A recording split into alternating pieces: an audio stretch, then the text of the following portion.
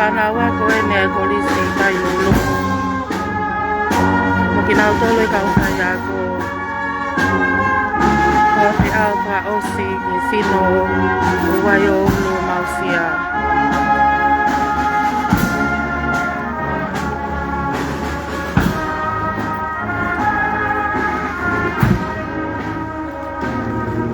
Malae Vakapuna, Lupepauu ja Pule'ako.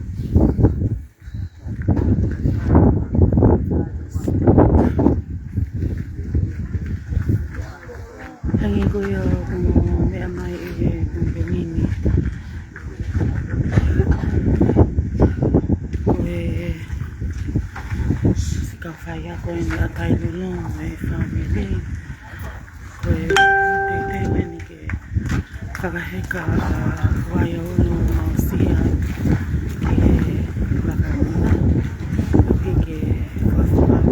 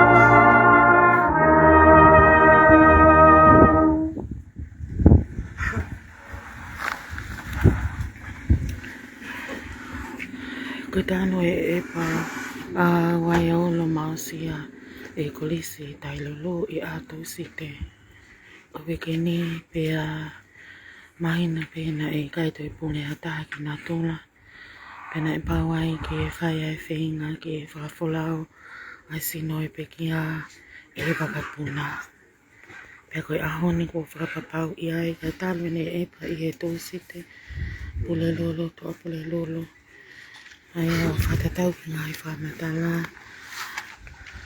lotu pe ai ngata i Pule'ako me toko Pule'ako me tau Fai'ako ki nau se ki whawhiau pe mwai i Kolisi Tailulu o ki nau Malae pea koe awe ni fakangalongata'a i nau whamalai ka osu e me sino o Waioulu Mausia si Fanau'ako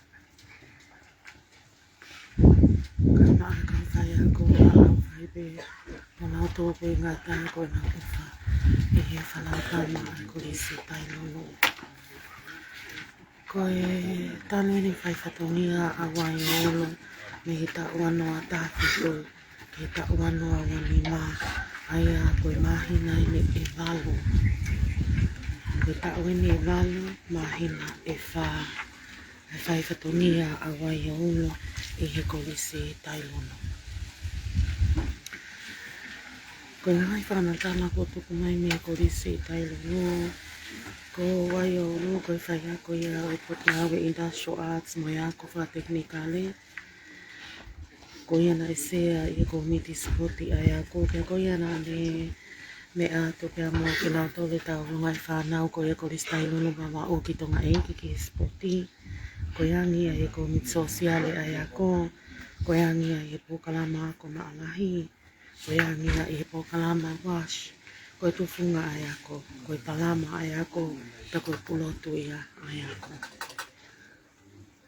Ko ni tatau mai i he ulunga'angani kai uma'a ai Kolisi na ani laukau aki.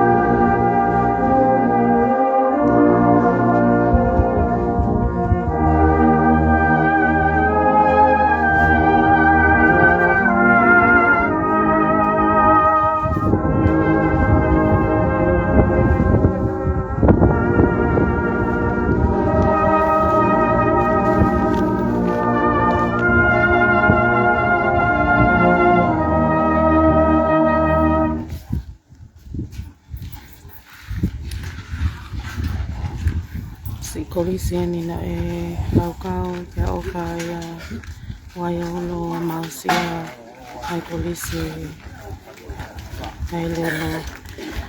Koe mana koe ni Waioulu Mausia kono ta'u whanafulu mātolu ni.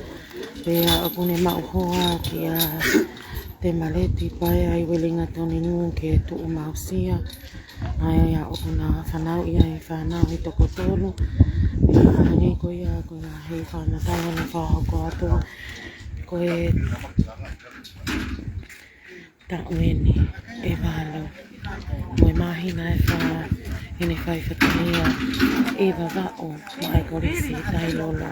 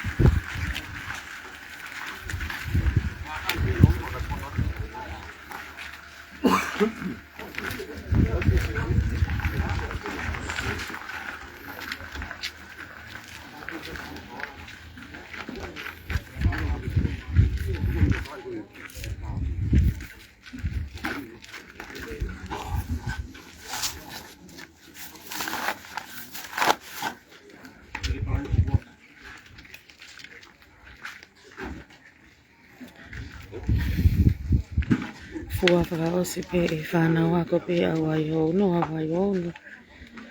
Wano ka ngā Fai'ako.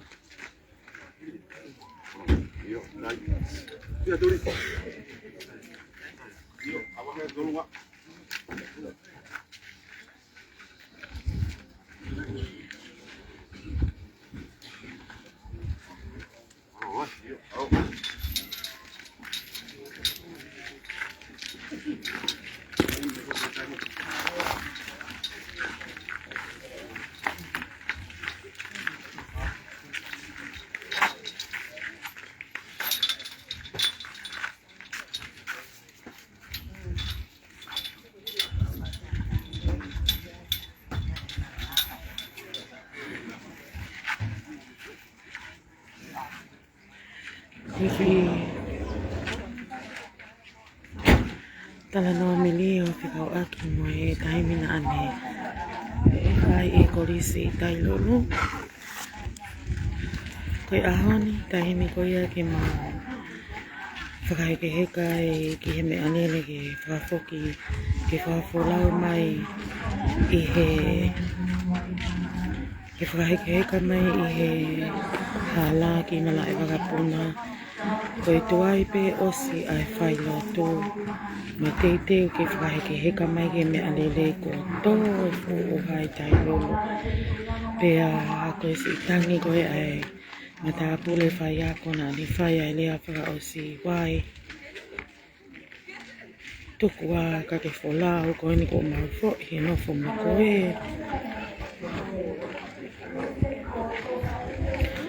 Pea koe longa i whanau koe ana anau teiteu ke hiki a wai. Whanonga atu ke honki amai ke toko wai.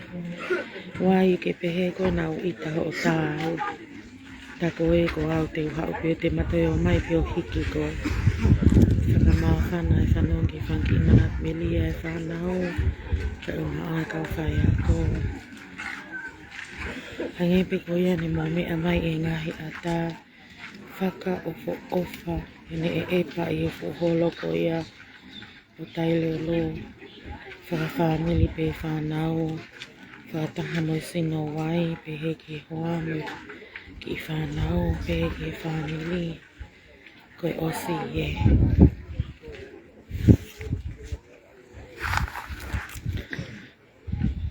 Ta'u ni walo mai mahina e wha. Ho'unga'anga e ma'a vai whanua Vava'u. Ke toki tatau mai pe ko kakato ho whatonia.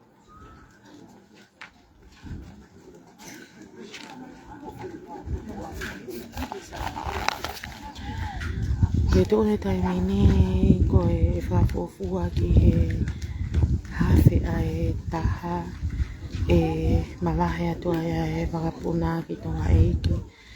Pea i ngai whamatala ko tuku mai pea me he hoa ko ia o wai. I ine tō ota ki Tangata e whakaele ki no api no fofonga. Ai e tō whahoko aho no o wau malanga i aho tōna ki. E tō whakaheke heka i pēs i ene folau.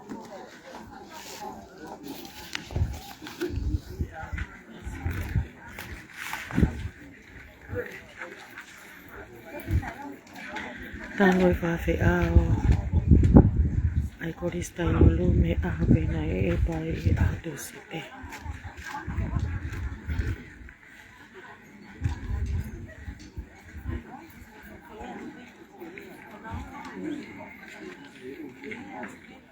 Hangi ko ia ko whamatala te peke hiki mai a wai ki he me a lele ki o mai ki Malae Vakapuna ko tō e oha.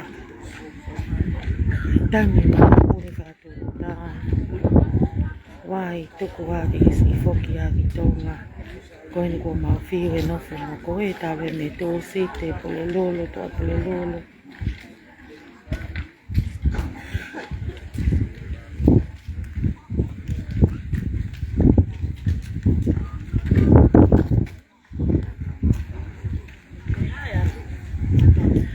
Whamatala ko ia ko mai me he ako anga koe tamai o eiki anga lelei kakini whamau i ngai hako loa koe ni mahomo koe loto ofa aia ene le o lelei owa kato e hiwa i whale loto ongo ilahi e Siasi Tangata taina o nei afu.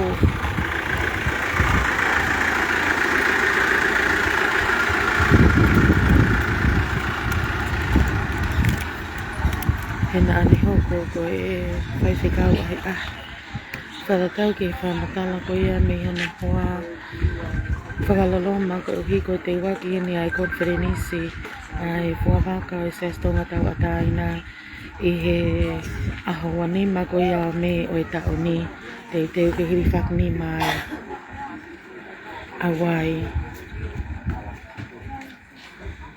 Tau whawheta i pē, koe o tua ko ne ao ni, wai me ako toa pē. Maloloe ni awai i hano tau whango fulu mātolu. Pea moho no hoa, manaki i whanau i toko tolu. Ai a koe hongo ki ta mai whiwhine la lahi, pea mai ki ta masi. Koe ki lahi taha ko ne whomwane i Kolisi Tailulu.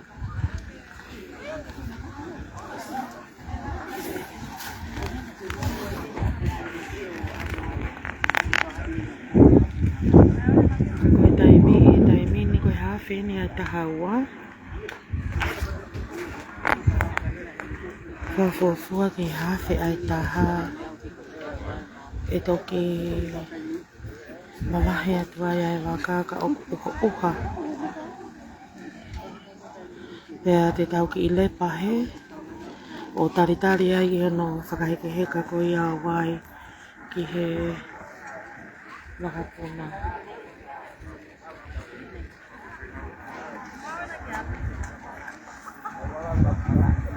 O whāto, e o whonga e taha ka toa pē.